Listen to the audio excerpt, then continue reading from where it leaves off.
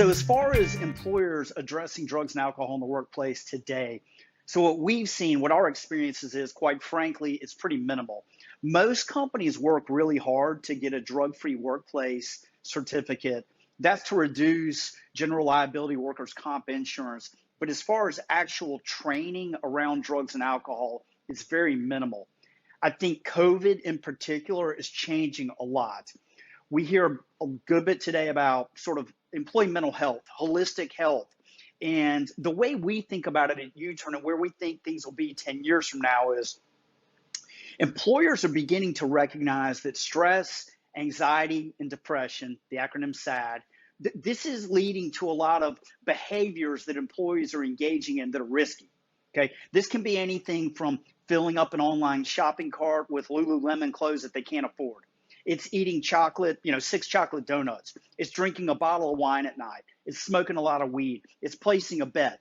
All of these behaviors are the end result, the manifestation of stress and anxiety.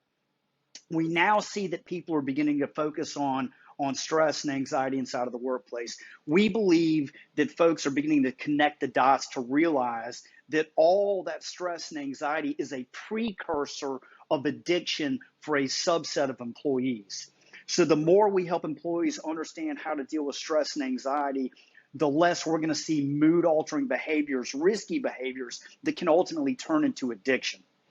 We also think that inside of the workplace, we've seen a greater recognition of employees that are not personally inside of addiction, but they're going home to it, meaning that you've got a big part of the workforce that are going home to a child or to a spouse that's struggling with drugs or alcohol, and that is significantly impacting that employee, their resilience, their productivity, and it's, of course, impacting the workplace. So all of these things impact the overall healthcare costs of the company.